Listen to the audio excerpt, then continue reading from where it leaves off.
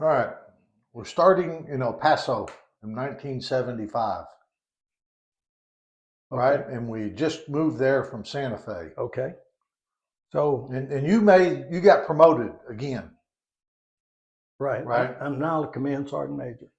So we move from Santa Fe to El Paso. You've graduated from high school in 3 years. Right, You start going to the University of Texas at El Paso. right, Jackie, I think, is in fourth, fifth grade, something like that. And Utah's first or second grade. And so everybody starts at school living in quarters right. in El Paso. I think you and Fort I Bliss. were in I think you and I were in some sort of temporary quarters I think we went for a while. to the BOQ, Bachelor Officers Quarters, Right, while we were waiting for a house, and right, mom and the girls were still in Santa Fe to sell the house. right, right. The good news is El Paso to Santa Fe is not that bad of a drive. Yeah.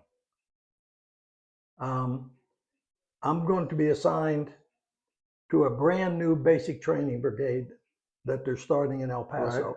And I think the idea behind that was you go to El Paso to Fort Bliss to do your basic training, then you move into the air defense artillery and get advanced training at Fort Bliss.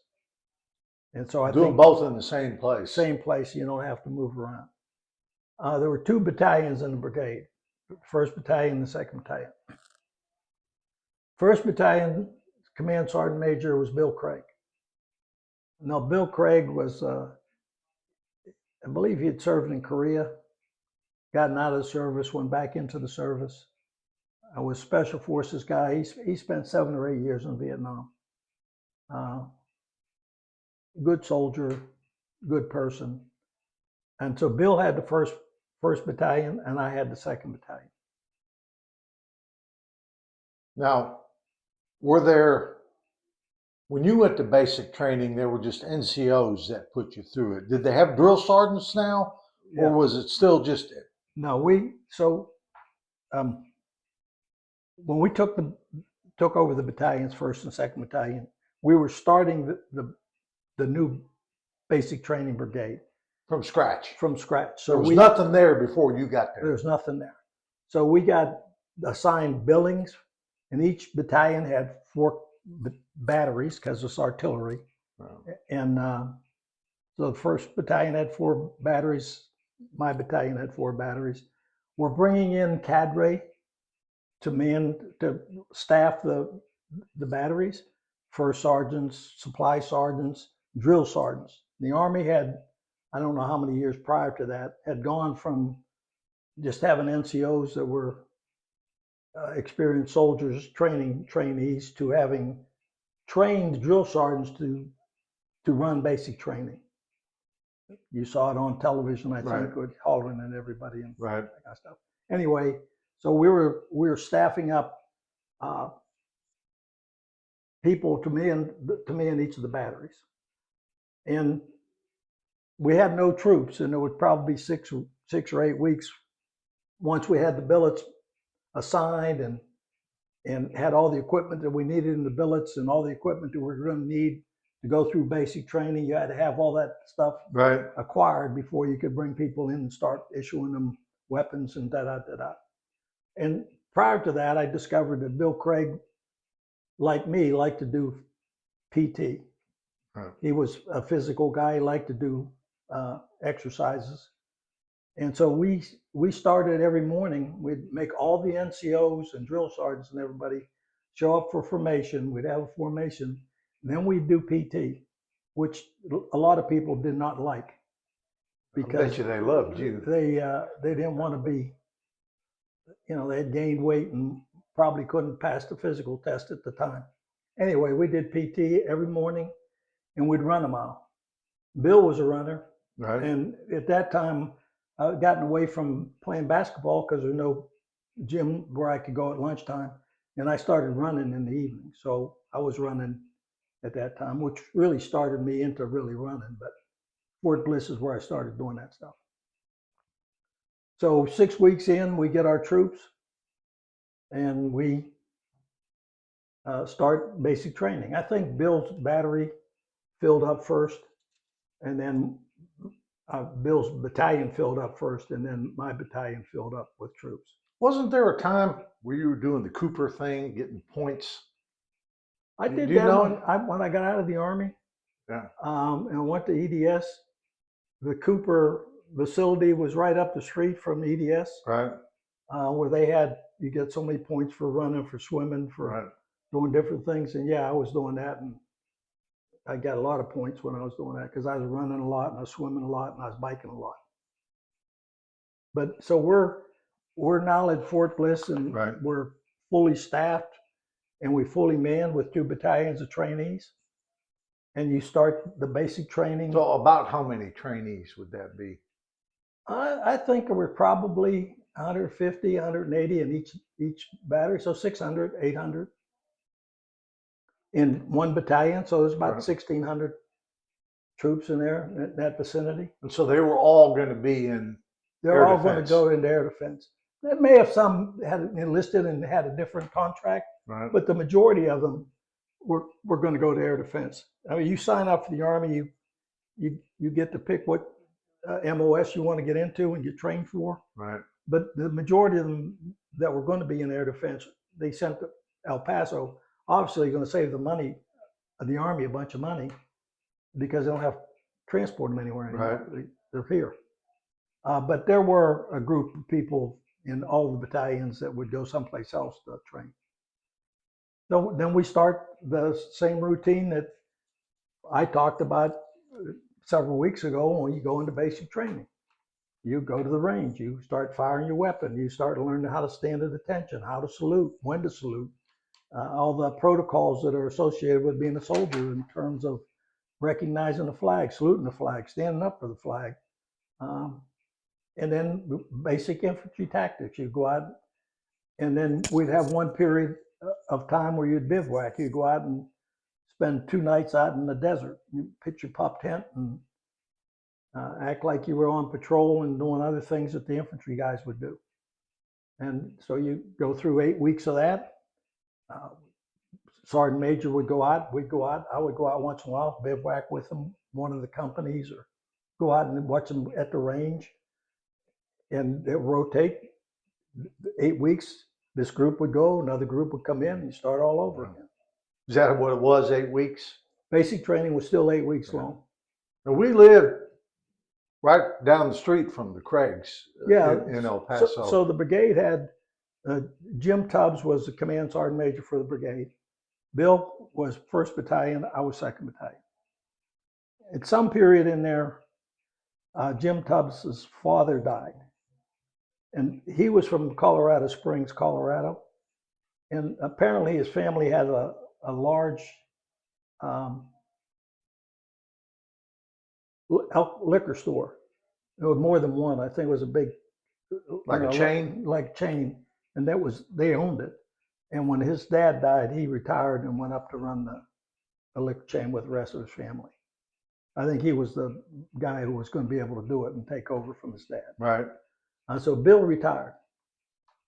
And, I've had this conversation with before. I think we had a coin toss, if I can speak, who was going to take over the brigade sergeant major position. And I think I lost the coin toss. Nobody wanted it? Well, the brigade commander was a guy by the name of Colonel Starr, and was just not a real pleasant guy to work with or be around. I questioned his competence. I think I questioned his competence in front of him, but no, isn't that, if I recall hearing stories about some yelling matches, right, with you and the colonel. Yeah. What were those about? Well, yeah, he wanted to blame everybody on something on everybody else, and my point is, if we're not doing it right, it's our fault. Now we're in charge. Let's fix it. And so we go round and round. It all worked out in the end. Right. I didn't get fired. He didn't get fired. And I think we're turning out guys that were well trained. But I'm at this point, and I think we've had this conversation in some of these other interviews we've done. I'm 37 years old. Right. I'm a command sergeant major. I got, date of rank is sergeant major. I think it's 73. So I've got 3 years seniority now as sergeant major. It's not a lot, but I'm only in the Army 21 years. And what am I going to do? I'm at a brigade level, and it's pretty much in my mind, no combat experience. I'm not going to go to Washington to be a sergeant major of the Army. Probably never going to be a sergeant major at the division level because of the lack of combat experience. Maybe in air defense, but doubtful. And so I'm thinking to myself, I ought to think about getting out of the Army and doing something different. And we'd have conversations with Bill about that. And he said, well, I have a friend who works for EDS. He said, you ever heard of EDS? I said, no. He said, that's Ross Perot's company. I said, well, I haven't heard from Ross Perot either. Haven't heard of Ross Perot. And Bill said, well, Ross Perot was a guy who tried to exchange medicine to North Vietnamese in exchange for captured prisoners, but never was successful in doing it. And he's a very wealthy guy who was a patriot. He said the deal with his company is if you get recommended by a current employee, they have to interview you. Well, one of his buddies was a security guard, ex-special forces guy. Right. And so he said, let me call him and see if he'll do it. So he calls him, and I remember his nickname was Topsy. It was Bill's friend. Topsy calls me on the phone, gets my background, said, I'll get back with you, or somebody will get back with you. A week or so. Is this 75 or 76 now? This is 76. We've gone 75. We've gone through 75 we're rotating. The brigade's running. Everything's going smooth. Early 76, Jim Tubbs' father passed away. We do the swap, bring in somebody to replace me because I lost the coin toss. Can't speak. And now I'm having, what am I going to do? I don't want to make it all about me because the whole time I'm in the Army, a lot of people help me succeed. Right. But so I'm saying, well, I got to do something different. And so the EDS guy calls me, and the recruiter calls me and says, I'm going to be in El Paso in the airport on such and such a day. Could you meet me at the airport and we could talk a little bit about, what your expectations are, et cetera. And so we set up when he was coming through, and I went to the airport, and we talked for about an hour or so. And at that time, Ross Perot was looking for people who had leadership skills. Right. And I've said this before, if you're graduating from high school and you're in the band and you're the lead clarinet guy, you're in the number 1 seat, he'd want you. He wouldn't want the guy in number 4 seat, but he'd consider the guy in number 1 seat because it showed leadership. Talked to the recruiter. He said, okay, and I got the information. So we will contact you and discuss next steps. And so I went back to work, and again, we were just going through the daily routines of being in the military. A week or so later, I get a call. They want me and Mom to come to Dallas, Texas. Because at that time, EDS interviewed the spouse, the wife also, when they were hiring people. At that time, EDS had about 3,000 people. So Mom and I go to Dallas. She gets interviewed. I get interviewed. They asked me if I would accept a security guard position. I said, absolutely not. If I'm going to be here, I want to be a programmer. So went back home in El Paso. I think it was probably in June, early June. Called me up, made me an offer. I accepted the offer. They told me I would be going to San Francisco. And we selected a date. I said, I'll have to get back to you the date because I got to put in my papers to retire, make sure that they get accepted and have a retirement date. I did that. My retirement date was July 31st, 1976. called EDS, said I'd start working on August 1st. So July, Went to San Francisco. got out of the Army, got in our car, and Mom, I, Jackie, and Utah drove to San Francisco, and you went to Long Beach, California, where you went to Long Beach State. Right. Right. And so that is that official retirement date is July 31st, 1976. Right, and I get credit for 22 years. 21 years and 7 months, Right. and if you had over 6 months, you got rounded up to the next year. So I got credit for being 22 years in the military.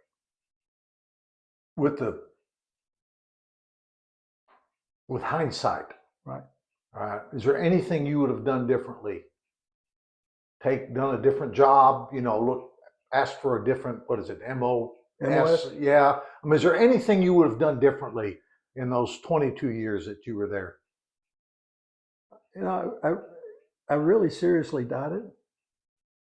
I mean, I tried to go back to the 3rd Cav. Right. And be a mortarman or a tanker.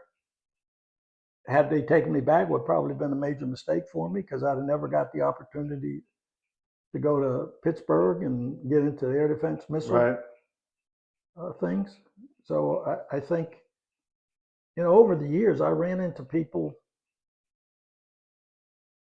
that I had served with. I ran into some of the guys that were in the 3rd Cav. Right. When we were in Baumholder. I've got E8 stripes on them. Right. They're E7s or E6s, and they were non-commissioned officers in the 3rd Cav. I ran into some of the guys that I was in career with. I'm a sergeant major. They're E7s, E8s. So I think, not probably by my choice, right, but I think we're part of life is luck. Yeah. And I think we had a little bit of luck in there. Yeah. I mean, air defense missiles, that wasn't something you thought about. That kind of guy said, hey, come on over here. Exactly. Yeah. I'd never thought about that. And, never thought about that. Never gave a thought about what kind of clearance I had. And here I am with top secret clearance, handling top secret documents, talking about nuclear weapons, guarding nuclear weapons in Turkey. It was, but no, I wouldn't have. If I would have done anything different, I'd have been done. Yeah. Now, and I think everybody knows the answer to this, but how did being in the Army for that 22 years help you? What did it do for you? Well, I think I learned a lot about leadership. I mean, when I went in the Army, I think I was always an organized guy. Right. I mean, Verdon saw this. I think I had a level of intelligence. And mathematics was always easy for me. I mean, it was always something I could do, numbers I remember. But it teaches a discipline and order. I mean, the last 5, 6, 8 years that I was in the Army, when I was first sergeant and beyond, even before that, I would make a list every night before I leave the office or wherever I was. I make a list of what I was going to do tomorrow. And when I come into the office, first thing I did was take that list out. Start working on it. It was project planning, but it was my method of project planning. So I would take that list out and start marking, getting stuff done that I said I was going to do. And be frustrated if I didn't get something done that I should have. And sometimes stay later than I should have because I wanted to get it done. But that was, the Army taught you to be disciplined. Do what you say you're going to do. Do the things you committed to do them. And I did that when I got out of the Army. I put together a list of what I was going to do every day. And work the list. And I worked the list. Now, sometimes I'd have something on the list that I wouldn't get to. And if it was on the list for more than 2 weeks, I took it off the list because I wasn't going to do it. I mean, I knew I wasn't going to do it. So it wasn't important or I'd have done it. And so that wasn't very often, but yeah, I mean, so I think you learn a lot in the Army. Patience wasn't one of my virtues. Right. I learned that later in life, actually training dogs. Um, but I'd learned a lot of stuff about leadership, uh, not being able to not being afraid to make a decision, make a decision Right. and live with your decision. Right. So I thought all those things were appropriate. And I think all the people that you see spend any time in the service and they go to work someplace else, they have a different sort of discipline towards what they're doing and getting work done. So The when guys who come out of the service. guys who come out of the Yeah. service, at least in my generation, Right. and I'm pretty sure it's the same way. I'm pretty sure that you hear a lot about how they're making the military better. I think they just went back to what was going on in World War II. Right. You're in the army, you're fighting a war, you're supposed to kill the other guy, you're supposed to win the war. You're not supposed to be half-assing it and not fighting the war like we've done since World War II. And so I think the enlisted guy, he didn't get to pick. He went with units where your officer corps were supposed to be the guys who were dedicated to Right. making the army be what it's supposed to be. And for a while, they didn't do a very good job. Is there your favorite post? I don't know if we got this on video or not, or if we were just talking about it. But you're out of all the places you were stationed, what was your favorite? The favorite location that I had was Augsburg. Right. Okay. For right. obvious reasons. Right. Okay. Right. My favorite duty assignment was Illesheim, being the first sergeant, because I was pretty much, if we failed at Illesheim, it was a big part of that was going to be on me. Right. If we were successful at Illesheim, a big part of that was going to be on me. Because I was senior NCO, and the young officers would come to me for counsel. So, it was my deal. Plus, you got to fly around with the general. Well, that was not something that I particularly cared for. But I got to know people Right. that, based on the reputation that was built on success, Right. not because I played handball. Right. Is there anybody that you wished you would have kept touch with that you didn't? That that you think about and say, I wish I'd have kept in touch with that person. And I never stayed in touch with anyone. Your mother stayed in touch with certain people. Right. She still sends Chuck Rodinas and his wife a Christmas card. They're still alive, living in Iowa. And where did he pop up? It was in Illesheim. Illesheim. Okay. Okay. But I've never stayed in touch with anybody. As a matter of fact, when I left, in the Army, there's two good places: where you're going and where you've been. Okay, when I left where I've been, I left where I've been. I didn't try to touch base with anybody. I didn't try to go back and today, if I don't stay in touch with anybody who I was in the service with, other than Mom staying in touch. Now she stayed in touch with a few other people over the years, but they're all dead. From the service. From the service, yeah. Okay.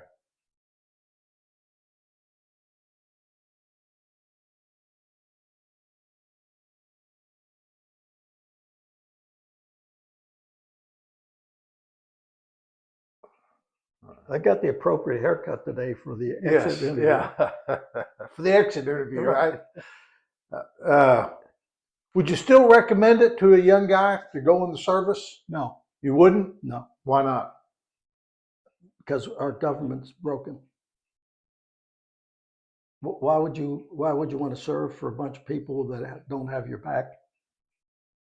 That don't look upon people who are trying to do things, enforce the laws that they have passed, and criticize and abuse those folks? Why would you want to serve in a country that your government doesn't like you or doesn't like the country? I have never been able to understand that. Right. and I still can't understand it. But it's broken.